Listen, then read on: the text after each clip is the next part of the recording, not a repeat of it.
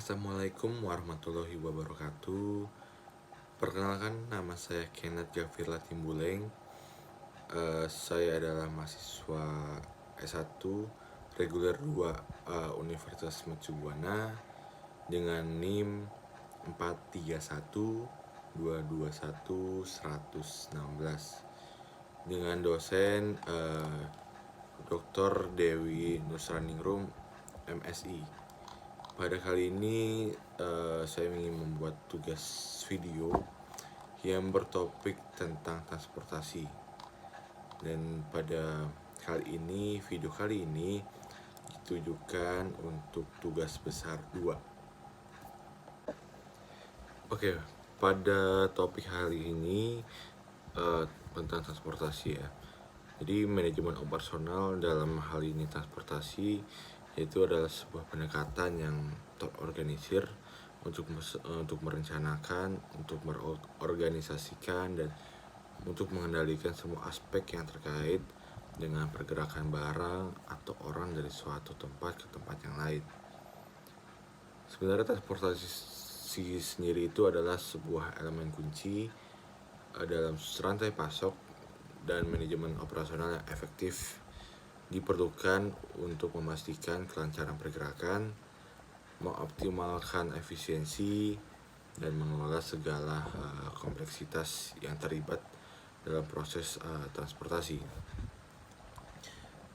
Lalu kita masuk dalam pembahasan. Itu pertama adalah perencanaan transportasi. Perencanaan transportasi dalam konteks manajemen operasional sendiri itu adalah proses merinci sebuah strategi dan langkah-langkah yang diperlukan untuk menggerakkan barang atau orang dari suatu tempat ke tempat yang lain dengan cara yang efisien dan efektif. Perencanaan ini mencakup berbagai aspek, mulai dari pemilihan rute dan moda transportasi hingga penjadwalan, dengan tujuan akhir meningkatkan kelancaran pergerakan, mengoptimalkan biaya, dan memenuhi kebutuhan pelanggan. Ada beberapa aspek yang perlu diperhatikan dalam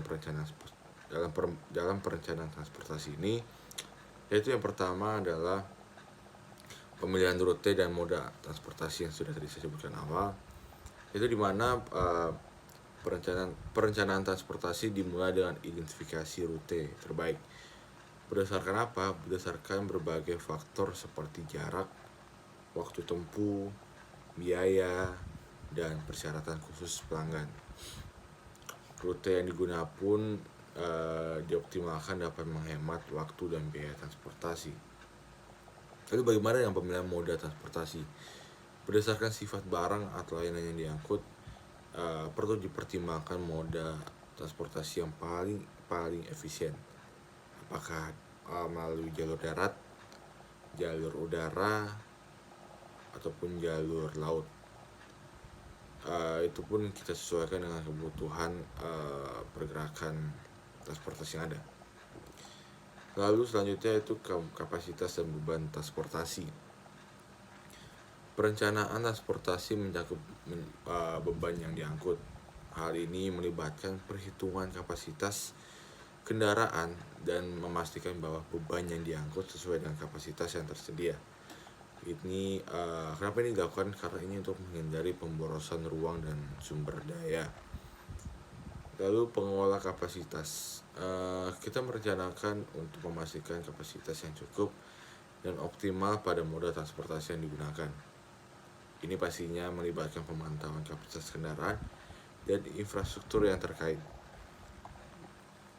Lalu selanjutnya koordinasi dengan pihak terkait. Apa sih itu? Perencanaan transportasi pastinya melibatkan koordinasi dengan pihak ketiga, seperti perusahaan logistik atau penyedia jasa transportasi. Karena kerjasama ini yang baik dengan pihak eksternal atau pihak ketiga, kita dapat memastikan bahwa meningkatkan efisiensi dan ketersediaan sumber. Jadi kita dapat menghemat, kita dapat menghemat dalam bentuk biaya maupun waktu dengan kita memakai orang ketiga. Lalu penggunaan teknologi. bisa kita lihat seperti sistem informasi geografis atau GIS. GIS ini memfasilitasi pemilihan rute terbaik dan pemantauan secara real time, memungkinkan pembaruan langsung berdasarkan kondisi lalu lintas dan perubahan rute yang dibutuhkan. Lalu selanjutnya ada Internet of Things atau IoT. Sensor dan perangkat IoT ini pada kendaraan dapat memberikan data real time tentang kondisi dan keberadaan barang, membantu dalam manajemen stok dan pemantauan kondisi barang. Lalu selanjutnya adalah keterpaduan dengan proses bisnis lain. Integrasi dengan rantai pasok, perencanaan transportasi ini perlu terintegrasi dengan rantai pasokan secara keseluruhan. Ini melibatkan koordinasi dengan manajemen persediaan, produksi, dan distribusi untuk memastikan kelancaran proses bisnis secara menyeluruh. Yaitu ada selanjutnya penyesuaian dengan kendaraan besar, dengan keadaan besar. Perencanaan transportasi harus dapat menyesuaikan diri dengan fluktuasi permintaan pasar, musim, atau peristiwa khusus yang dapat mempengaruhi pergerakan barang atau orang. Lalu kita selanjutnya masuk dalam pengorganisasian transportasi. Pengorganisasian transportasi dalam manajemen operasional mencakup serangkaian langkah dan keputusan untuk mengelola secara efektif elemen-elemen operasional yang terlibat dalam pergerakan barang atau orang dari satu tempat ke tempat yang lain. Proses ini melibatkan pengelolaan sumber daya, penjadwalan, dan koordinasi dengan pihak-pihak terkait. Mari kita bahas. Itu pertama kita bahas untuk penjadwalan transportasi dulu. Pengorganisasian transportasi melibatkan penentuan jadwal yang optimal untuk pengiriman barang atau perjalanan orang. Ini menyakup menentukan waktu yang tepat untuk menghindari kemacetan lalu lintas dan meminimalkan waktu tempuh yang ada. Penting untuk memastikan bahwa penjadwalan transportasi diintegrasikan dengan kebutuhan pemasok, distributor maupun pelanggan. Kondisi yang baik akan menghindari keterlambatan dan meningkatkan efisiensi rantai pasok. Lalu terdapat juga manajemen armada. Pengorganisasian teknologi transportasi mencakup pemilihan armada yang sesuai dengan kebutuhan dan jenis barang yang diangkut.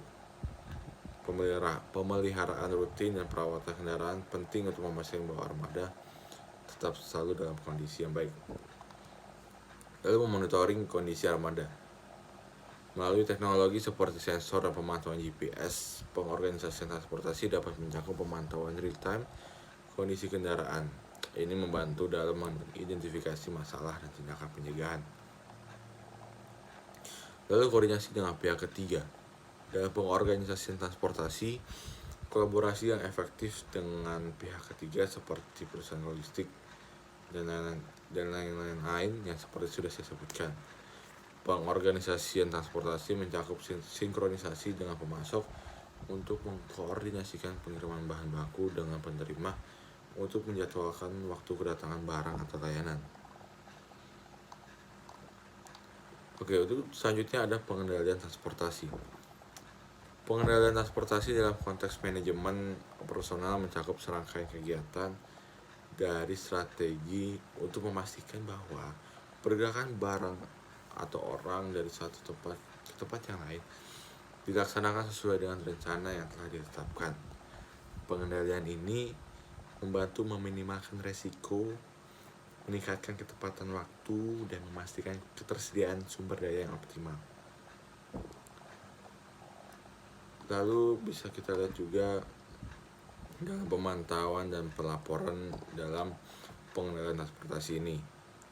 Bisa kita ketahui bahwa pemantauan real time, di mana pemantauan real time ini melibatkan suatu teknologi untuk kita atau perusahaan untuk memantau langsung secara real time di mana sih kendaraan perusahaan itu sampai mana. Jadi kita dapat memantau, kita dapat melacak posisi dan kondisi kendaraan. Lalu kita juga bisa juga memantau langsung fisik daripada kendaraan itu sendiri. Lalu bisa kita lihat juga manajemen resiko yang ada. Pengendalian transportasi mencakup identifikasi potensi resiko yang mungkin terjadi selama perjalanan, seperti keterlambatan, kerusakan barang, atau kecelakaan. Setelah identifikasi resiko, perlu dikembangkan strategi mitigasi resiko. Ini mencakup perencanaan darurat, asuransi yang tepat, dan prosedur untuk menangani suatu darurat. Lalu kepatuhan terhadap peraturan dan hukum. Pengendalian transportasi mencakup memastikan bahwa semua kegiatan transportasi sesuai dengan regulasi dan hukum yang berlaku di tingkat lokal, nasional, ataupun internasional. Memastikan bahwa kendaraan, barang, dan personel tercakup oleh asuransi sesuai dengan persyaratan hukum dan kebijakan perusahaan. Lalu manajemen keamanan. Dalam hal ini perlu juga pengendalian transportasi memasukkan langkah-langkah keamanan untuk melindungi barang dan kendaraan dari pencurian, kerusakan, atau potensi risiko keamanan lainnya. Keamanan personel yang terlibat dalam transportasi juga menjadi perhatian. Ini melibatkan penerapan kebijakan keamanan dan pelatihan yang diperlukan. Lalu ada pemeliharaan dan perbaikan. Pemeliharaan rutin pada armada transportasi sangat penting untuk mencegah kegagalan peralatan dan mengoptimalkan kinerja kendaraan. Pengendalian transportasi mencakup rencana darurat untuk memperbaiki dan pemeliharaan yang diperlukan selama perjalanan ataupun operasi. Terima kasih pembahasan tentang transportasi dalam manajemen operasional. Maaf jika ada kesalahan kata ataupun yang kurang berkenan. Assalamualaikum warahmatullahi wabarakatuh.